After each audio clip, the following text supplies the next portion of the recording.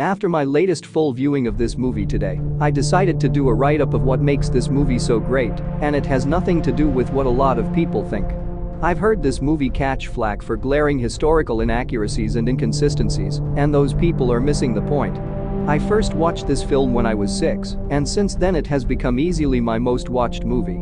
The movie is timeless and is an example of a movie that does what it sets out to do in spectacular fashion. Remember that movies like Braveheart, 300 and Pocahontas are about historical events and are rightly subject to scrutiny about their historical accuracy. Gladiator is about a fictional man causing and experiencing fictional events and does not try or pretend to be an accurate portrayal of anything that ever happened. Gladiator is not a movie about Rome. It is not a movie about the Roman Empire, about politicians, armies, generals, soldiers, or even gladiators. These things are simply a convenient frame for a more universal plot. Gladiator is not about any of those things because Gladiator is a movie about what it means to be a man. Maximus is the man all men should aspire to be. Forget the killing, forget the settings, forget the plotting and scheming, and focus your entire attention on Maximus.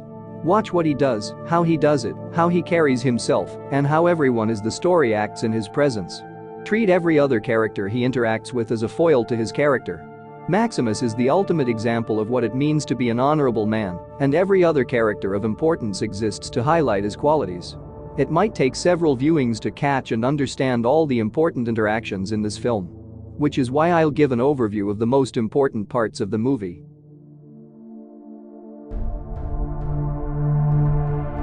The film immediately establishes that Maximus is respected by his soldiers. Nothing is explained of his previous military campaigns or how he earned this respect. But the movie wastes no time demonstrating what kind of general he is. He orders that the catapults stay forward instead of moving back, despite the risk to the cavalry charge that he himself will be leading. He leads the charge and charges into the thick of the battle, putting his life in just as much danger as any of his soldiers. However, even before the charge, the movie makes a point to show a dog, presumably Maximus's, break away from the man holding it to dutifully follow him into battle. This dog, which is never mentioned and never shows up again, serves no purpose but to demonstrate the loyalty that Maximus implicitly commands. A dog's loyalty is not won through fear or word of mouth. It is only earned through proper treatment and companionship. This first scene of the movie is set up to demonstrate Maximus's ability to lead by example, to put his own life on the line to achieve his goals, and to commit himself fully to his craft in his demonstration of martial prowess.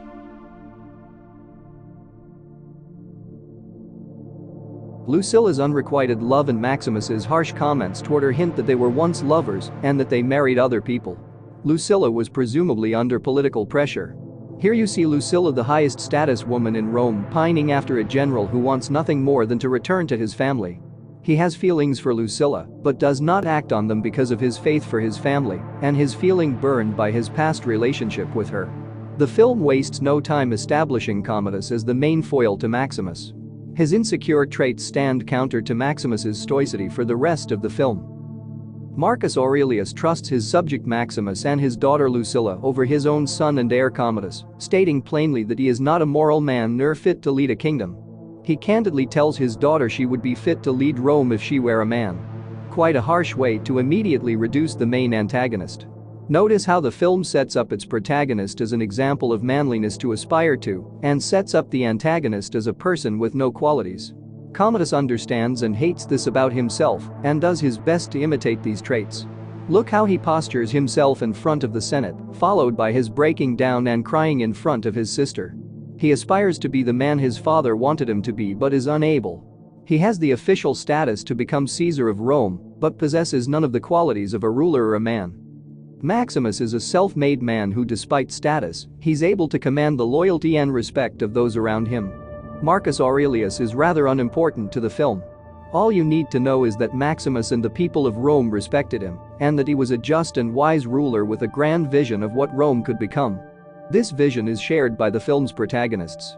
So Commodus and family further demonstrate the theme of aspiring to masculinity.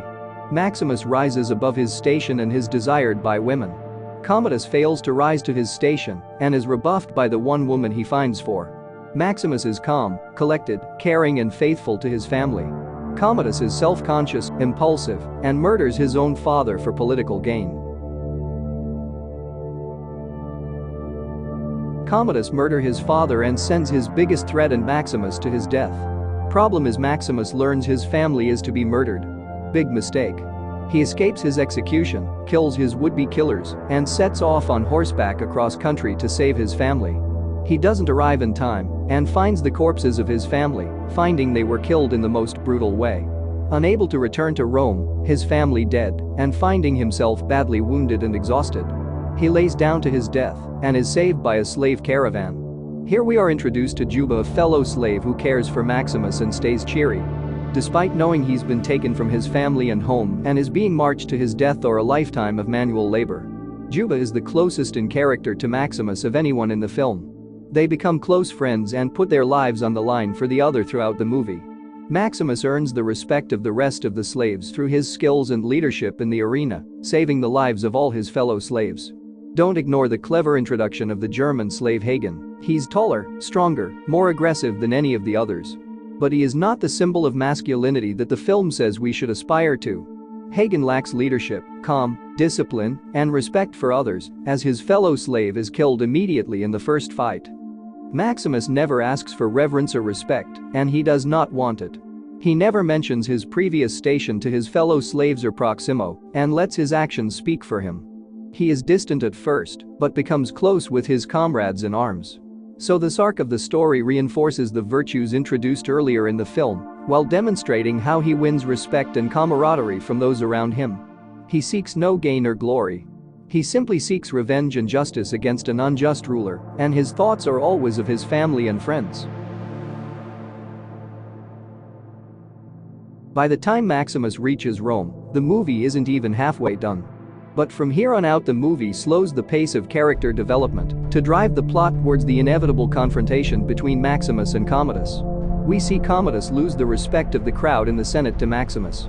Maximus plots to kill Commodus and place the Senate in charge of Rome before leaving and retiring to his own personal life.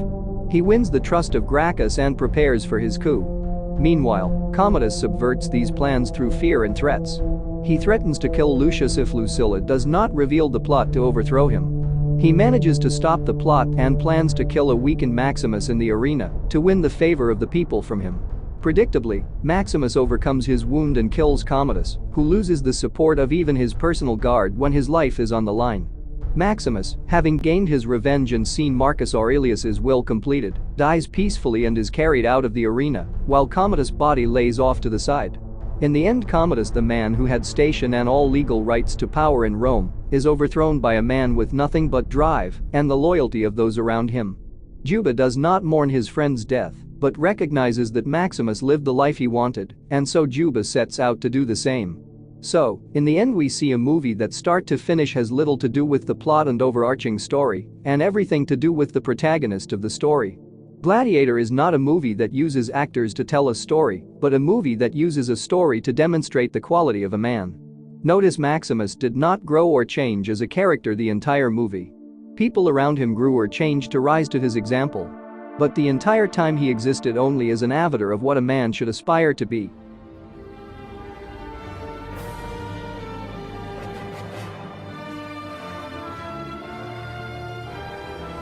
Am I not merciful?